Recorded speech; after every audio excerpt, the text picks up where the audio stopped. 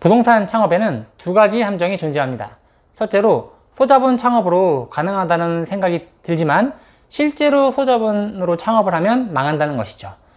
둘째, 낮은 진입 장벽으로 자격증만 있으면 누구나 창업할 수 있다고 생각이 들지만 실제로 그렇게 생각하고 접근해서 창업을 하면 10중 8구는 망한다는 것이죠. 많은 초보 창업자들이 이런 함정에 걸려서 돈과 시간을 날리고 결국 부동산을 접게 됩니다. 대체 왜 이런 결과가 나오는지 지금부터 그 이유에 대해서 자세히 알려드리도록 하겠습니다. 이와 함께 부동산을 소자본 또는 무자본으로 창업해서 성공할 수 있는 유일한 방법에 대해서도 함께 알려드리도록 할게요. 심지어 보증금 내고 월세 내는 사무실이 아예 없이도 월 1,000만 원 이상을 버는 사람들도 있어요. 그 사람들은 어떤 방법으로 그 돈을 버는지에 대해서도 함께 말씀을 드리겠습니다. 지금 바로 시작하겠습니다. 부동산 창업에는 얼마 정도의 돈이 들까요? 일단 소자본 창업의 개념으로 접근해 보겠습니다. 기본적으로 일단 보증금이 필요하겠죠. 적게 잡아서 1,000만 원 정도. 그리고 시설비가 필요할 겁니다. 공실을 인테리어에서 사무실로 꾸미려면 바닥, 천장, 벽면 이런 걸 기본으로 하고 에어컨을 달고 간판을 달고 사무실 안에 책상과 컴퓨터 등을 놓게 되죠. 대략 2,000만 원 정도의 예산을 잡으면 얼추 할 수 있게 됩니다. 만약 공실이 아니라 어느 정도 인테리어 된 공간을 시설 관리 없이 얻거나 다른 부동산 사무실을 그대로 인수한다면 2,000만 원 안쪽에서도 가능할 수 있겠네요.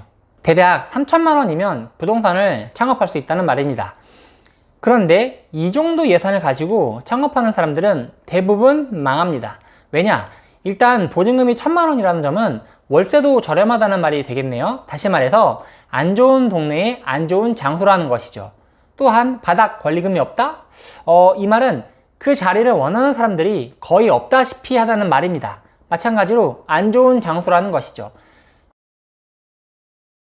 자, 쉽게 생각해 보세요. 파리바게트는 어디에 입점을 하나요? 사람들이 이제 밀집해서 사는 동네의 초입, 사람들의 왕래가 많고 많은 사람들이 모이는 횡단보도 앞, 주로 이런 곳에 입점을 합니다. 주택가 안쪽, 상업지 외곽 등에 오픈하는 것을 보지 못하셨을 거예요. 그런 곳에 빵집을 오픈해서 장사가 될 리가 없잖아요. 그런데 사실 중개업소도 부동산 중개업소도 비슷해요. 크게 다르지 않습니다. 중개업소 역시 좋은 장소에서 영업을 해야 됩니다.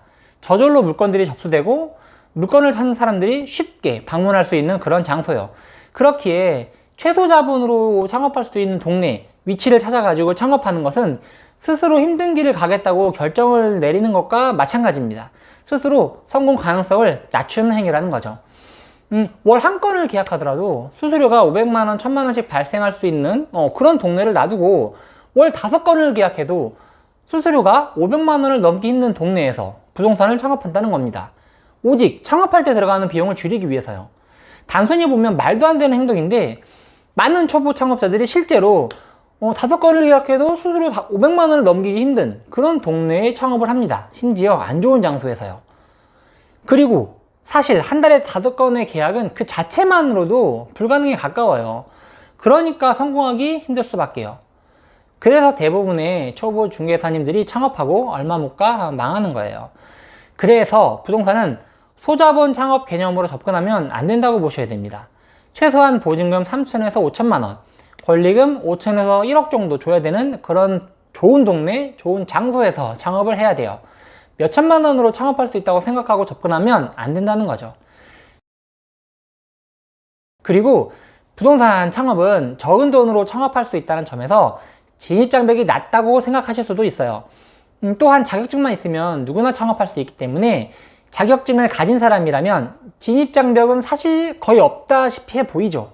관점에 따라 그렇게 보이는 게 사실입니다. 하지만 실제로는 그렇지 않아요. 진입장벽이 낮다는 것은 함정이라고 생각하면 됩니다. 일단 앞서 말했듯이 생각보다 돈이 많이 들어간다는 점에서 진입장벽이 낮다고 보시면 안 될 것 같고요.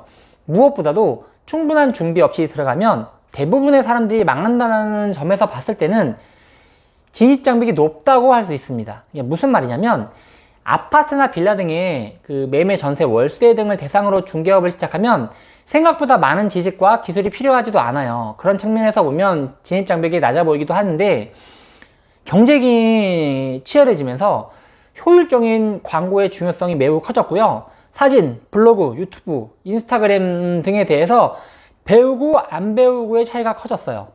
그 블로그와 유튜브 등의 광고 채널을 잘 이용하는 사람들은 무료로 광고하면서도 유료로 광고하는 사람들보다 효과가 좋은 광고를 진행할 수 있기 때문에 높은 경쟁력을 가지게 되죠.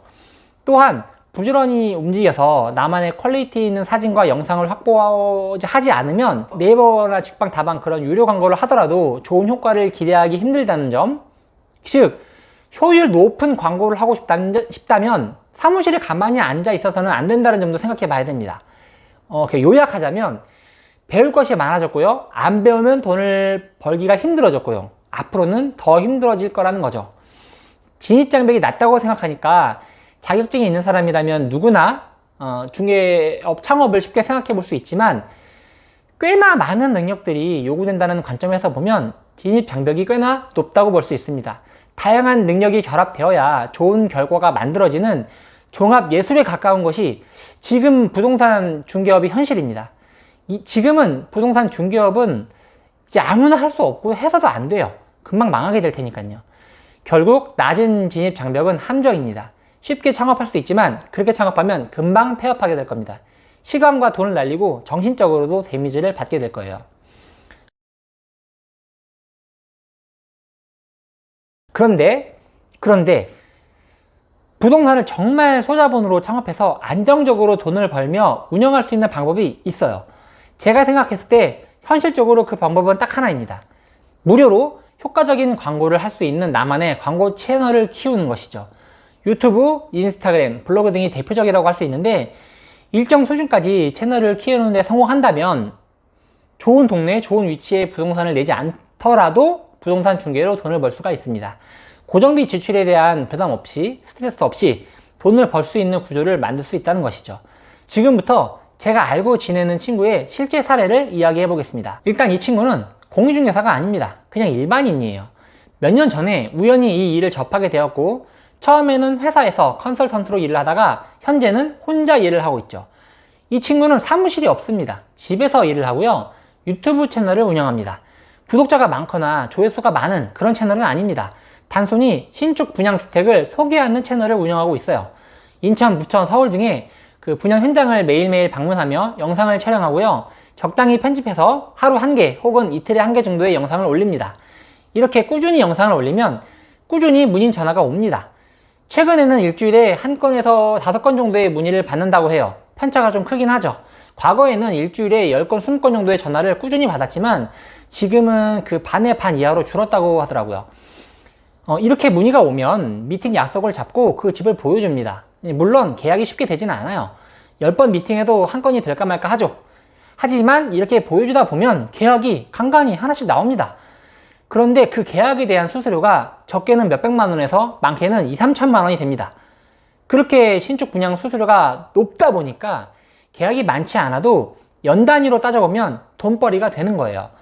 또한 공인중개사가 아니더라도 부동산 사무실을 운영하고 있지 않더라도 분양 수수료는 단순히 소개비 명목으로 지급이 되기 때문에 아무런 자격이 없어도 이 일을 할 수 있고 돈을 벌 수 있는 것이죠. 그리고 무엇보다도 고정비 지출이 없어서 좋아요. 차량 유지비와 식비 정도가 뭐 전부니까요. 그러다 보니까 금전적으로 압박도 적고 스트레스도 적습니다. 혼자 일하니까 마음도 편하고 그 시간의 쓰임도 이렇게 좀 스스로 정할 수 있다 보니까 꽤나 자유롭기까지 하죠. 여기까지 이제 말씀을 드리다 보니까 그 이제 뭐 무자본으로 창업해서 부동산 시장에서 돈을 버는 사람들 몇 명이 더 떠오르는데요. 다음 영상에서 이 사람들에 대해서 좀 더 자세히 얘기해 보려고 합니다. 대략 3가지 유형으로 설명을 드릴게요. 오늘 영상은 여기까지. 다음 영상에서 뵙겠습니다. 지금까지 실패를 공략하는 남자 김소장이었습니다. 감사합니다.